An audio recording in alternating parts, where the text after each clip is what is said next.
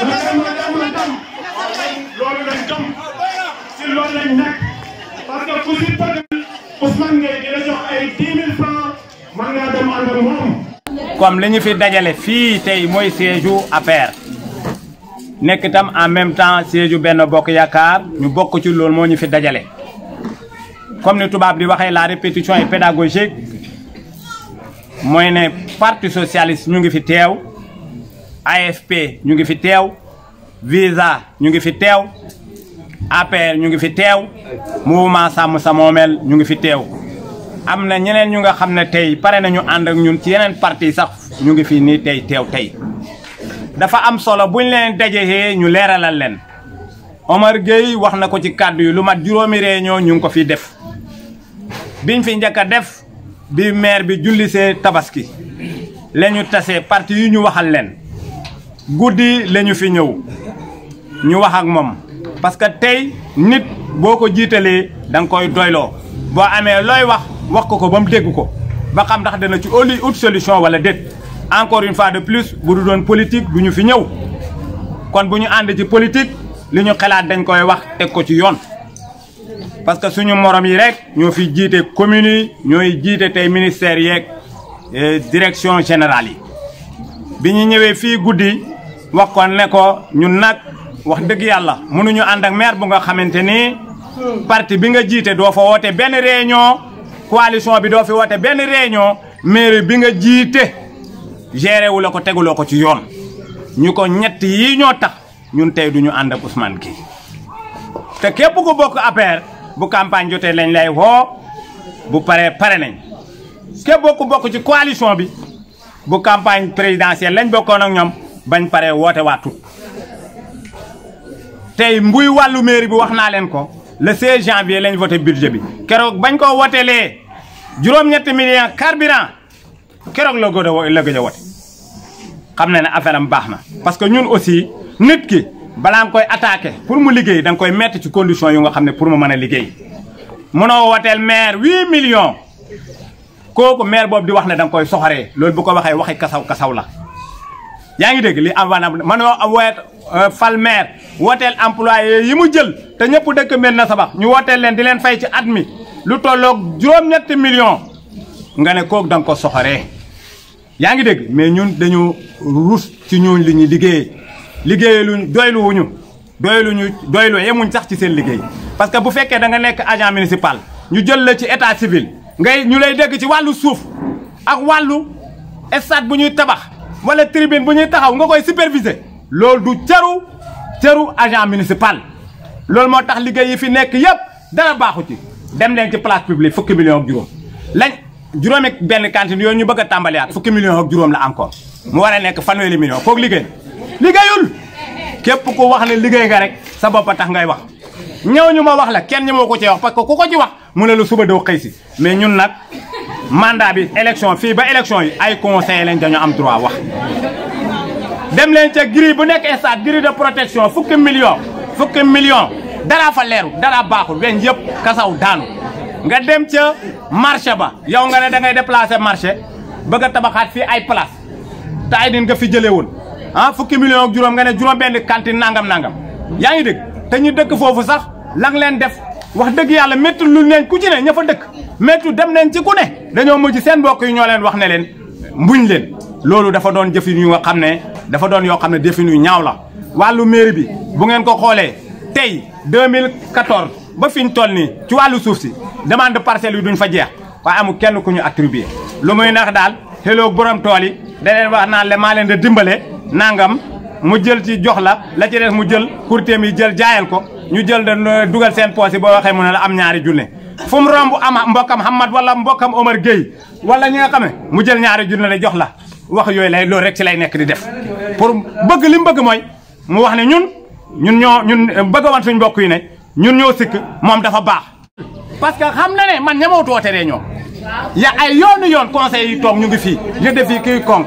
parce que li muy def leerul dafa lëndëm li ci gën a métti man tey commission santé maa ko jiite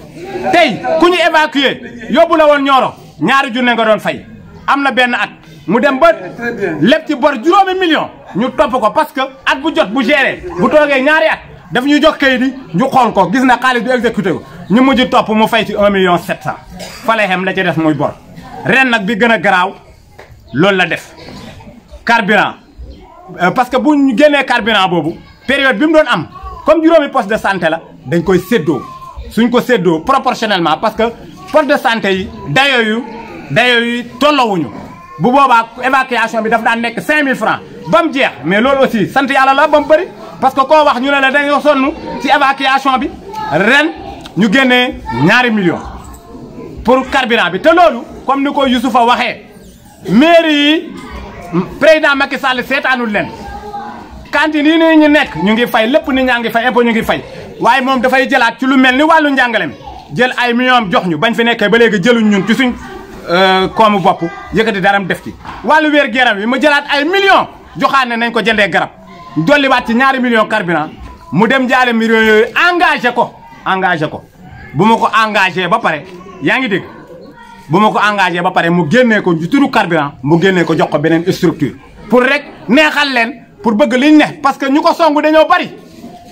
songu dañoo bari dégg ngeen li fi sëñu Basiru wax léegi façon yore ci lay nekk affaire yi ger ci lay wér yow boo jubee looy geree nit ku jub du ger da ngay liggéey kon ñu xam ne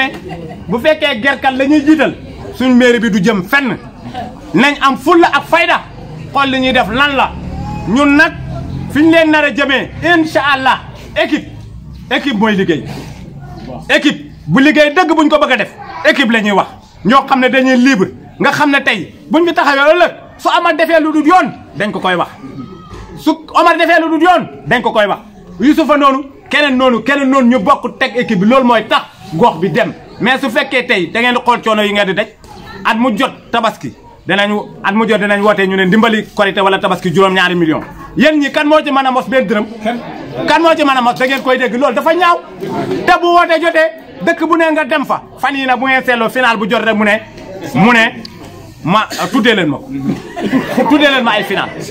dégg nga loolu jëmul kër nañ xool li ñuy def bu baax a baax yooyu nit ñi dañ ci war a am fulla ak fayda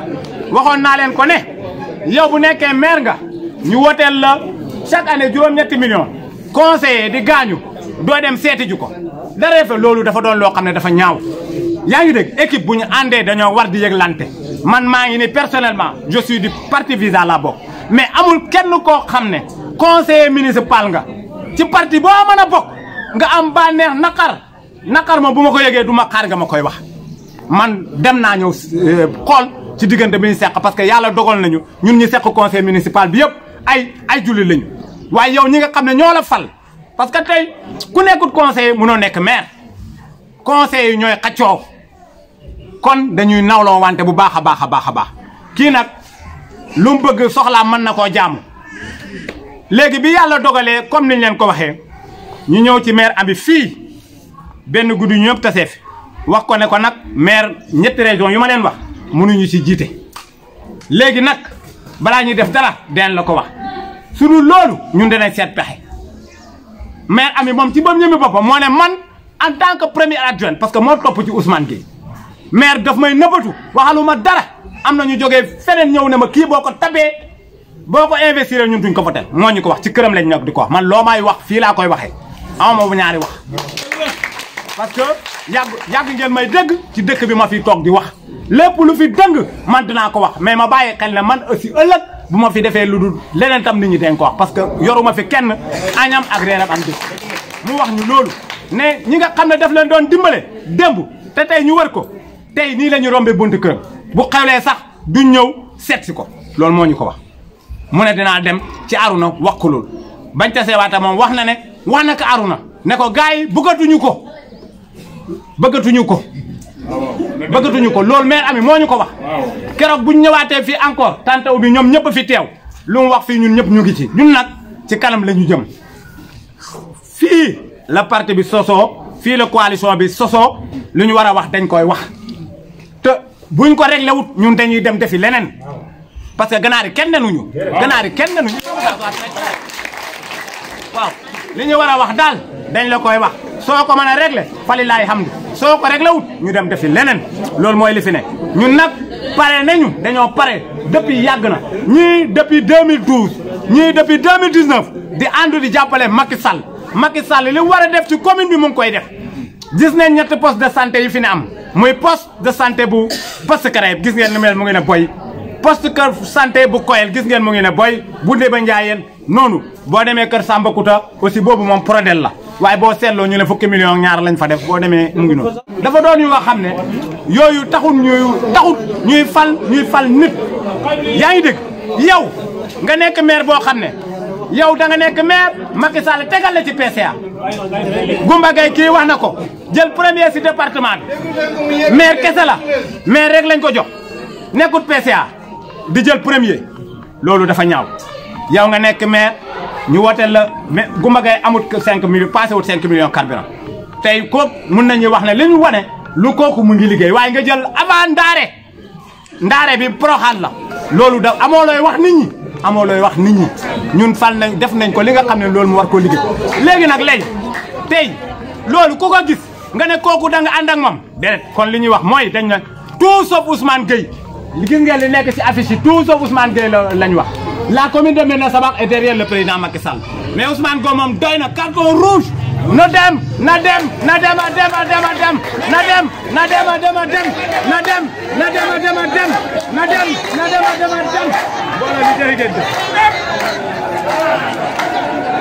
fii nag ñu ngeen baal ñu àq affaire mi ngi fi waaye yeneen ak yeneen ñu ngi fi te ku nekk si bopp nga yëg ngeen def rek ñu ñëpp nekk benn amuñu diw wala diw ñëpp dañoo bokk benn bëgg-bëgg ci bëgg-bëgg boobu nag ci li ñu bëgg waxtaan dem ci ba mu jeex ku nekk ñu wax suñu xalaat ci wax ju rafet bu jaay yoon bu wax yu dëngee tam ngir mën a préparer xam ne nit ki matul duñ fi mën a wax yu bari parce que am na ñu xam ne bu nga mu dee wax bëgg ci lu baax fekk wax na daal te fekk toj na bàyyi kooku yéen jéggal ko doon dara rek waaw bu nit na teye ni maa wax nangam bu mu bëri ko tey waaw léegi nag yéen ñi fi nekk ñëpp buy parti yu fi nekk yëpp ak yeneen kii yeneen xam ne ñooy jàppale xam nga dama xam naa ko parce que benn parti boobu am na mooy parti diversité dafa am parti yu bari ñu ngi boobu nag loolu moo tax moo ko ngi def yeneen parti waaye fii APR mu ngi fi AFP mu ngi fi PS mu ngi fi Visa mu ngi fi dégg ñoom itam doon négligé am na yeneen même PDS am na ñu nekk ci biir waaw loolu moo tax ñuy wax ak ñoom ñun ñëpp daal ñoo fi nekk parce que fii nag bu ñu sax di sélection affaire dëgg ay APR ay nangam sama jaay parce que ñun ñëpp ñoo bokk bëgg-bëgg lu fi nekk moo fi nekk bu ko defee ñu incha allah bu ñu tukkee laaj ci egg gënu ko loolu rek la maa ngi leen di ñaanal yéen ñëpp yàlla defal leen jàmm defal ñu ñëpp may ñu gudd fan wér ànd ak suñu dal waaw yàlla defal jàmm ci li ñu bëgg aussi yéen ko yàlla defal ci jàmm ak salaam ñu su bëgg ci jàmm ak salaam eggale ci jàmm ak salaam dégg nga mu dox pour intérêt gox bi yëpp waaw bu kenn xeeb kenn. kër gii nag ñu defee réunion bi fii mooy siège u APR fii la juddoo ki ko fi indi di Aminata Dia yaakaar naa bi mu delloo Dakar yàggul barki démb la dellu démb rek déggante nañ donc jox nañu ndigal pour ñu def réunion bi te mu ngi ànd ak ñun guddeeg bëccëg donc loolu moom lu wóor la parce que du réunion bu njëkk bu ñuy def fii yàgg nañ fi def réunion yaakaar naa bii mooy juróomeeli yoon ñu fi def réunion ñaari yëpp fii la ko fekk donc loolu dafa jar leeral tey nag bureau politique Benno Bokk Yaakaar ñoo fi tase muy parti APR ak les partis alliés ak mouvement yi nga xam ne ñoom ñëpp Macky Sall la ñuy jàppale ñu ngi si ginnaaw Macky Sall mooy banderole ba la ngeen di gis ñu ne la commune de Médina Sabakh est derrière le président Macky Sall yaakaar naa kër gii opposition de fi réunion pour ëllëg bala ñuy wax naan opposition ñoo na réunion donc loolu dafa war a leer loolu moo tax ñu indi ko fii parce que mënoon nañ dem place publique wala ñu defee ko feneen su boobaa dañ naan opposition ñoo na réunion mais ku ne xam ne nag fii la affaire sosoo donc kenn mënul wax ne tey opposition ñooy réunion donc mouvance présidentielle tey ñoo fi teew pour waxtaan ak askan bi parti socialiste ñu ngi fi visa les citoyens ñu ngi fi APR ñu ngi fi AFP ñu ngi fi le mouvement Sàmm Sa Moomeel nga xam ne Cheikh Sadibou Ba sunu frère mu ngi fi délégation bu am solo ñoo ñëw teewal ko fii tey si bis bi soo gisee nag ñu woote bis bii mooy ki nga xam ne moo war a woote ñu doon ko yow yaay suñu responsable nga war a woote woo nit ñi gis ne ni muy yore parti bi doxalin bi rafetul ni mu yore mairie bi doxalin bi rafetul parce que soo yoree loo xam ne askan bi yëpp a ko bokk dañ ko war di péjoo parce que du loo xam ne da nga koo doon parce que parti politique mooy ñi nga xam ne dañoo bokk bëgg-bëgg tase pour liggéey pour askan bi du pour liggéey pour seen bopp lii tubaab bi wax servir et non se servir donc ñun loolu la ñu gëm tey loolu lañ gëm suba léegi nag comme moom wootewul te élection yi mu ngi ñëw ñu war a yeesal mairie bi ñun ñu ne dañuy woote parce que kenn moomuñ parce que nit ki aussi doo ko jéem a nelawal ba affaire yi ne këtt la jonn doo xam fu muy jublu loolu moo tax ñu jël suñu matukaay yaakaar naa keneen ko woote bennoo xam nga ne bennoo bi fii la su fekkee fii PS ñu ngi fi AFP nekk fi visa nekk fi Sàmm Sa Moomeel nekk fi ngay woote naan bennoo nga woote keneen ko ba woote xamal ne woote wa bennoo mais leneen nga woote parce que looy wax réew mi ñoo ànd ak man te réew mi ku ne xam na ne du parti fii si Médina Sabakh réew mi du parti si Médina Sabakh donc réew mi kese tey ñoo ànd ak Ousmane Gueye amul dara parti su fekkee am na ngeen wax ko donc nit ki dafay xam situation bi nga xam ne tey li ko waroon mooy mu dajale njaboot gi yëpp na leen man kat léegi mag laa tànnante leen si seen biir ku leen tànn ñëpp jàppale ko loolu moo war a nekk taxawaayam mais di xëccoo parce que nguur kenn du ko ñit te nguur yàlla rek moo dul jaar su fekkoon te ne sax dafa liggéey ñun ñëpp dañuy ànd ak moom nekk si ginnaaw parce que ñun biñ koy fal yaakaar lañu amoon si moom pour mu liggéey pour askan bi mais tey soo ko xoolee su fekkee du question naa fex nga xool ñi ko war nga xam ne parewul pour liggéey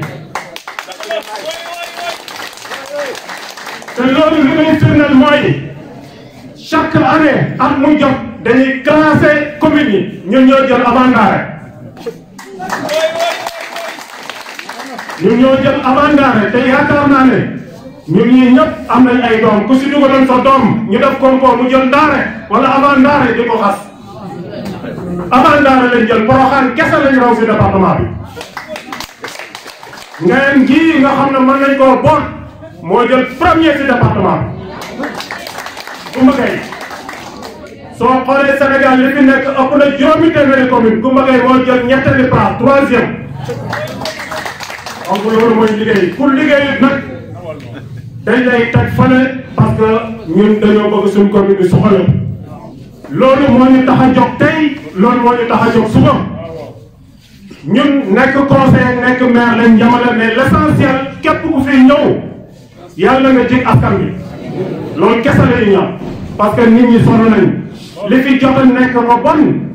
Macky Sall moo fi def kooku mënoo si ndamu parce que loolu programme yoo xam ne la programme national la muy PIDC moo fi def forage yi Kër Seck def forage Sanc Médina dafa ay périmètre maraîcher électrification rurale dëkk yi am courant Macky Sall moo ko fi def piste yi ñuy wax Macky Sall moo ko fi def machine yi ñuy wax ñu koy jox jigéen ñi Macky Sall moo ko fi indi donc loolu il faut ñu ràññeet la loolu tey Macky Sall su dee góorgóorlu maire yi si gox goxaan yi aussi dañoo war a góorgóorlu loolu mooy dëkk su fekkee ne yow Macky Sall ngay liggéeyal mais tey li ñu gis mooy xaalis bi ñu Macky Sall di dimbalee sax si commune yi investissement yi si def dara baaxul suba képp ku nekk maire lépp lu mu liggéey di si jaar te xaalis bu bëree bëri place publique bii bi ngeen di ñëw romb ngeen ko fukki million ak juróom lañ fa def te ku xam kuy àtte dëgg di nga xam ne juróomi million amu soo demee si stade ba grille de protection bi weñ yëpp wadd na fukki million lañ fa def soo demee si marché ba ñu def fa juróom fukki million 50 millions bi mu galee la naaw ñu daajaat ko foyer des jeunes bâtiment bi foofu la nekkoon du tabax bu bees ñu def fa fukki million ak ñaar ak yeneen soo demee am na lay caamen magasin bi ñu leen tabaxaloon muy 6 millions naaw na xëy ko na ba dem sa ndox donc loolu mu liggéey dama ne naxante bi dafa doy nit ñi nañ am fulla ak fayda te sam kanam nag borom a koy fajal boppam su fekkee dañoo bëgg a continuer si lii nañ si continuer su fekkee dañ bëgg changement ñu wax ko changement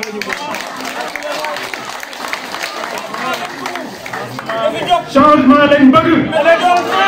changement lañ bëgg na dem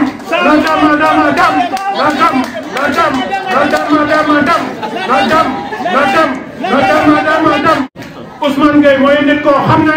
mënul ànd ak ko am fulla mënul ànd ak ko am fayda mënul ànd ak ku gëm boppam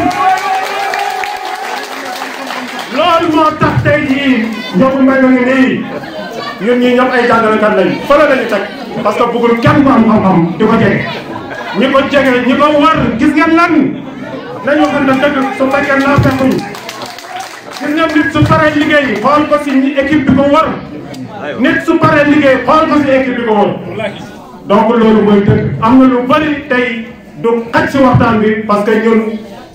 li fi nekk daal dafa ñaaw loolu moo tax ngeen trop c'est trop mbir mi jeex na nguuram jeex na tout sauf Ousmane Gueye mu ngi nii carton rouge waaw donc képp ku dellu fi nga dëkk xam leen na liggéey bi tàmbali na coalition bi nga xam ne mooy gagné muy la convergence victorieuse mooy convergence bi mooy coalition Benno Bokk Yaakaar bi ñu ngi wax Macky Sall ne ko Ousmane Gueye liggéeyut su ko investir duñ ko topp tey duñ ko topp suba mais nga xam ne ñun ñu ngi si ginnaawam Macky Sall nga xam ne ñu ngi si ginnaawam mais Ousmane Gueye nekkatuñ si ginnaaw mënatuñ ñoo jiite loolu dama bëgg mu leer une bonne fois pour toutes suñ ko investir tamit duñ ko topp ñun li ñuy liggéey nañ ko candidat bi ñu war a jiital xam nañ ko équipe biñ si war a toftal xam nañ ko su jotee dinañ leen ko wax te yaakaar naa ne lii lancement la donc beneen jour yi di ñëw si place publique bi la ñu def feesal foofu ba muy tuuru parce que mbooloo mi ñun lañ àndal ñi nga xam ne dañoo dëggu ñun lañ àndal ñi nga xam ne dañoo bëgg askan bi ñun lañ àndal ñeneen ñi nag nañ dem parce que paa bi dafay dee réel la ñun duñ nangu ñun dañoo dëkk si dëkk bi juddoo si dëkk bi tekki si dëkk bi te mënuñoo jógee ko si dëkk bi donc kenn gënuñoo bëgg dëkk bi mais su élection jotee nga dem Samba Mbayaan sa xaalis dugal sa paas di wër dëkk yi di wax waxi galaw barki démb la dem siwal naan Alimane dootoo faru pos koto parce que ndaare nga jël te Alimane 3e la jël si département xam nga ne loolu yëpp ay kàcc la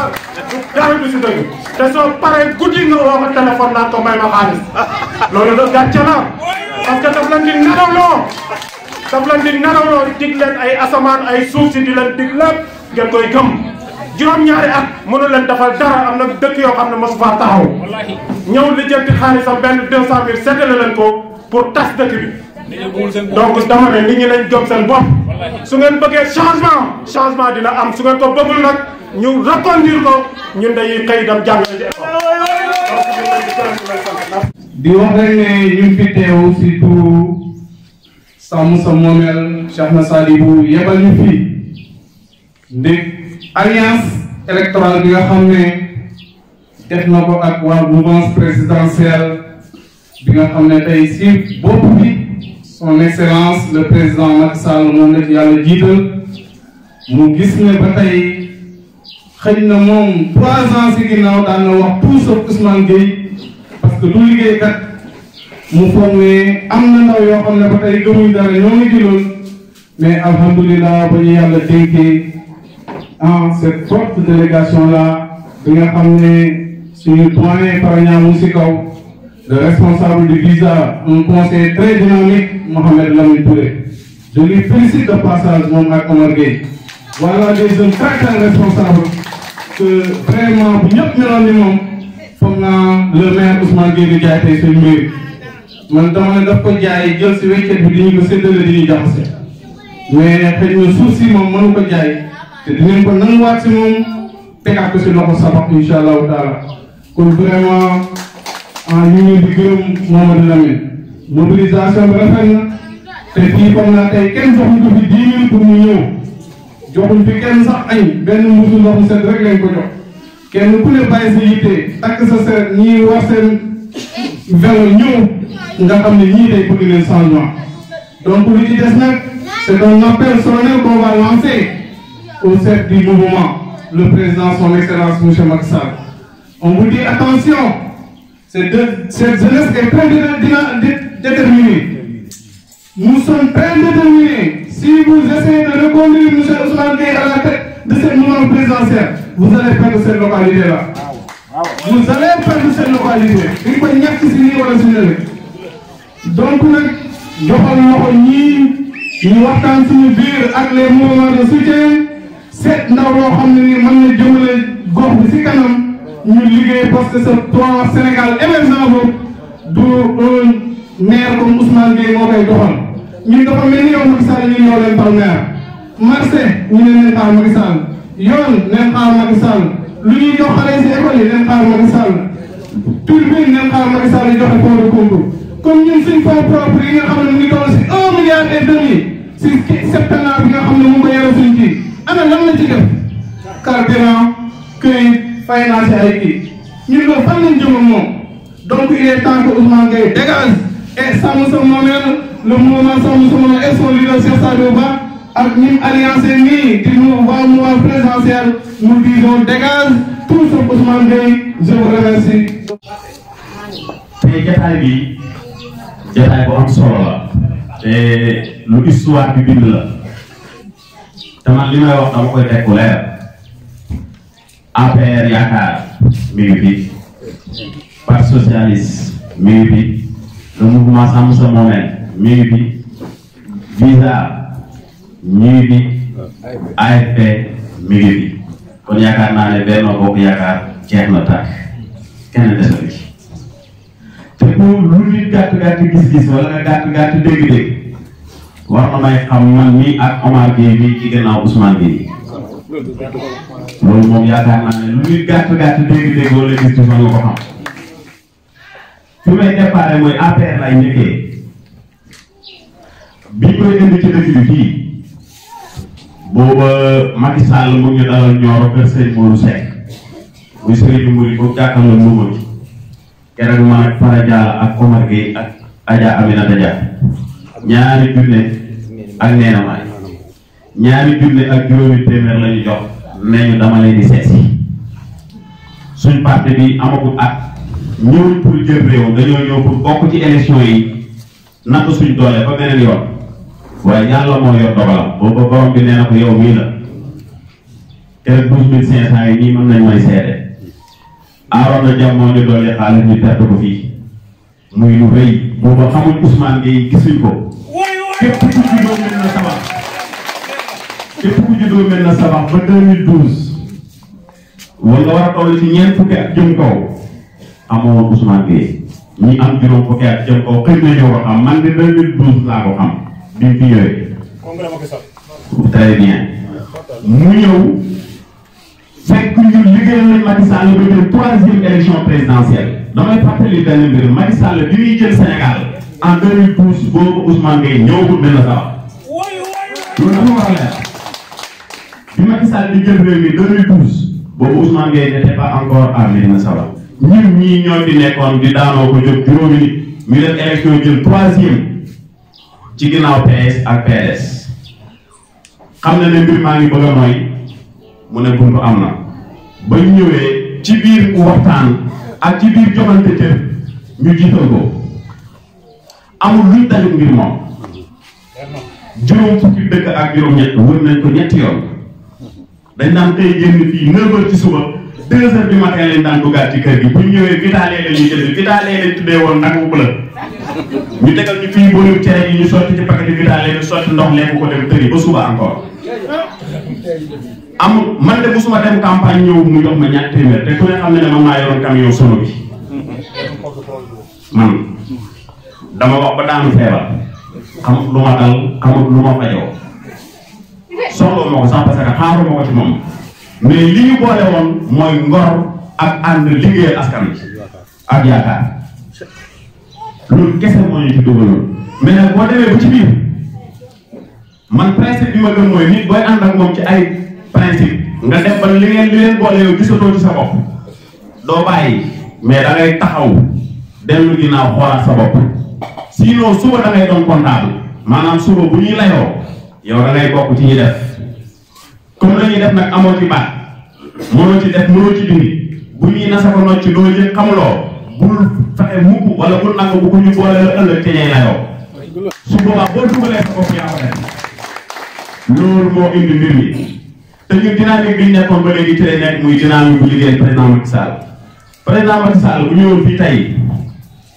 ne damay dem ci réunion bi ñu oote nga Aminata Dia Benno Bokk Yaakaar bu ñu tël danaan effectivement Benno Bokk Yaakaar moo fi nekk parce que ñii ba muy recevoir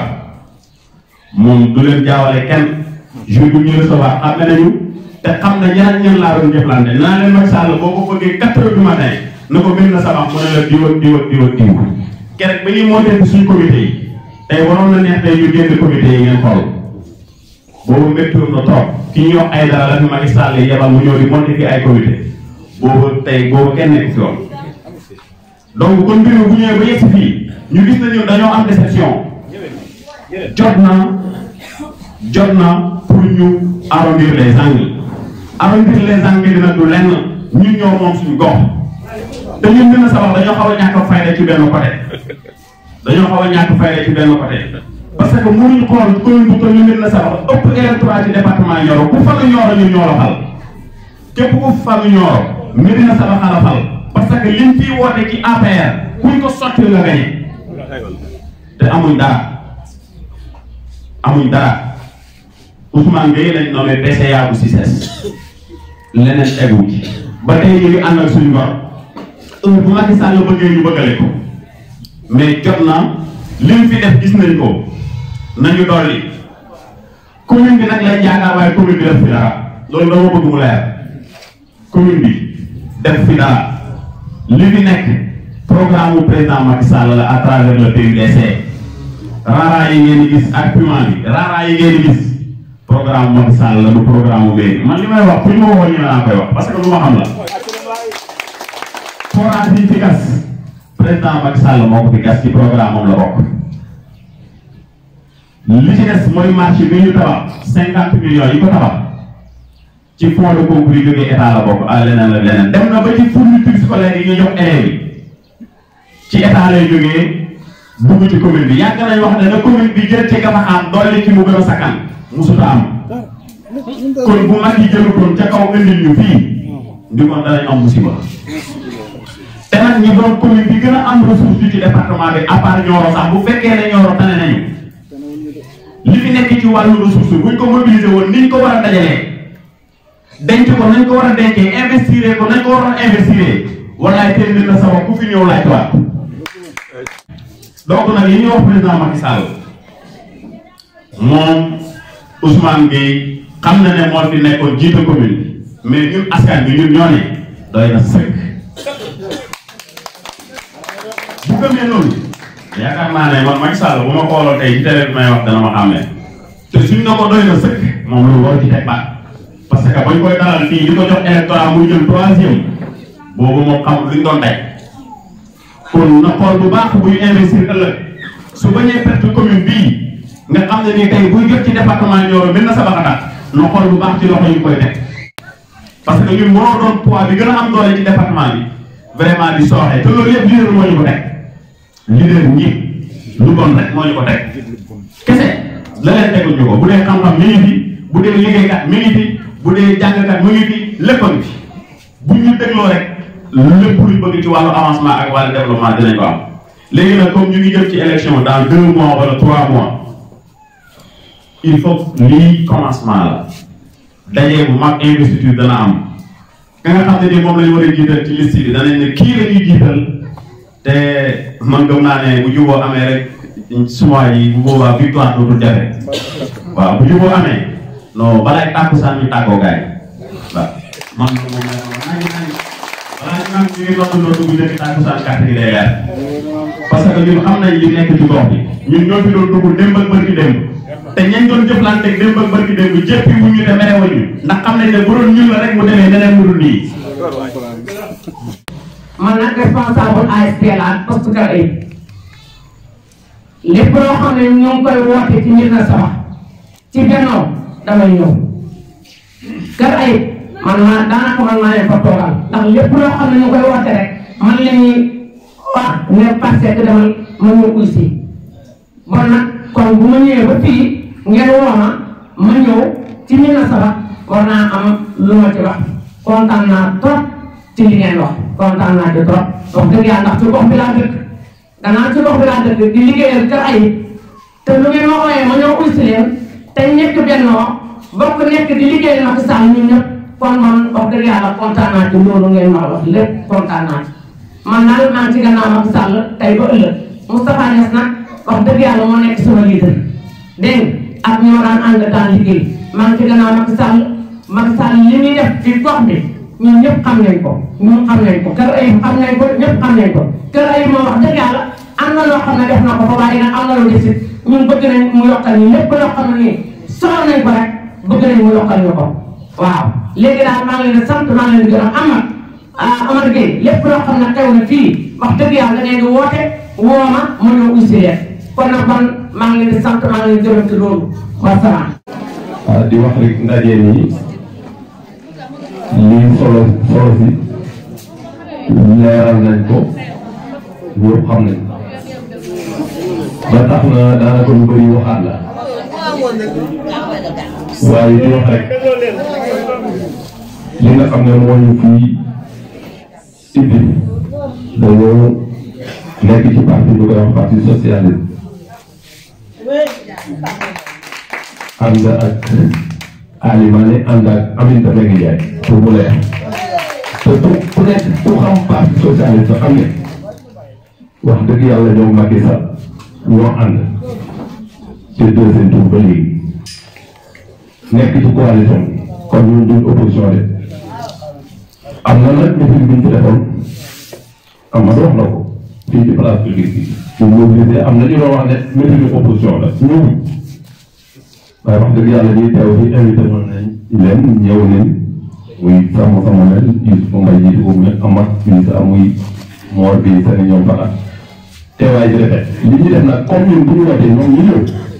ah wax dëgg ànduloon la bu ñu wootee ah ñu nit dañ war a ñëw teew ñu bokk gis-gis bokk xalaat xàcce door doolu doon kon ñu ngi gërëm ñëpp ñu ngi sant ñëpp di wax li ñëpp wax mooy dëgg loolu la olof di wax kon wax ji bañ mën nañ ko bañ a guddal parce que opérateur yi ñu wax bëri nañ te daanaka waxaat la rek ñu ngi gërëm ñëpp ñu ngi sant ñëpp. Ousmane Gueye yal nañu yàlla xaajaleeg moom ci jàmm ndax dafa capable maanaam lu ne mun na ndax ak mag la kilifa la maanaam mag la ci at waaw mag la kilifa ak mag bokkul mais Ousmane mag la te ñun Saalum wala ñun Sénégal dañoo habitué loo xam ne mag dañ koy jox orma te bu yàlla dogalee ngay jëflante koo xam ne danga koo jox orma te amul cër bi ko jox nax la day yomb Ousmane loolu la seq ñun danga koo jox wormaayu mag moom mu jox ñu maanaam mu war ñu ko mu war ñu ci gàttal ndax man boo xoolee démb ku mel ni Mot Touré bi dëkk Jigimar mooy directeur naka la Jigimar TV vocal bi mu ngi sama téléphone mu ngi ci téléphone yu bari Ousmane Gueye daf ko envoyé vocal ne ko dama lay jox 500000 pour nga jógee fi nga nekk ñëw ci ñun loolu bari ci démb la man démb ci guddi woo naa jox naa envoyé naa Ousmane Gueye vocal ne ko Ousmane li nga def lu ñaaw mu tontu ma ne dama doon foo ak moom en tant que koo xam ne man am na 80 ans ci at moom du kilifa at la am mag la mais du kilifa moom du kilifa Ousmane wallaahi Ousmane Gueye du kilifa léegi nag koo xam ne waroo mën a jiite kër wala mënoo jiite quartier buñ la dénkee 58 villages loolu doo ko doxal mu ta nekk c'est pas possible mënu nekk kon nag ñun ñëpp war nañ jël suñu responsabilité ñu xool suñu ak suñu diggante ak suñu borom ak askan wi ñu dàq Ousmane Gueye mu ñibbi fa mu nekkoon ndax xamuñu ko fi woon Ousmane nag dem fa mu dëkk muy Dakar Ousmane dëkkul Sabax deret waa Sabax la doon muuti jël na ci wàllam na dem Ousmane na dem pour soog Ousmane Gueye man dañoo ànd ak ñëpp ba mu def Ousmane Gueye dégage Ousmane dégage. man la chaque fois damay wax ne fu mu ñuy dajee ak nit ñi dama naan maa ngi jégalu population Sabax ci liñ leen daan wax yaakaar gi ñu amoon ci Ousmane Gueye lépp yàggee ko na ñu ngi masawu coono ñëpp ci loolu di jégalu askanu Sabax di leen wax ne bërki démb rek fan yii rek la dem bàyyi ne taal naa courant bu mëne bi pagala ñu daa samp côté bi billahi waaye pagala yaa ngi nii oto boo xam ne nii Senelec ñoo koy liggéey sax taxawu dëgg-dëgg ku mel noonu nga jël ko di ko jiital xamoo li ngay def nit man damay gëm ne bu fekkee da nga manqué diine jomb laa wax dara kooku kenn waru ko jiital lii nag netteel na ci ñun ñu ngi jégalu ñëpp wax dëgg yàlla ndax ñoo ko faroon man loolu rek lay xalaat maa ngi jégalu bu baax.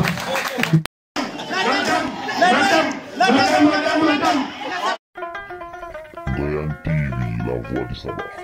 Ngoyane TV, la voix du Sabax. Ngoyane TV, la voix du Sabax. Ngoyane TV.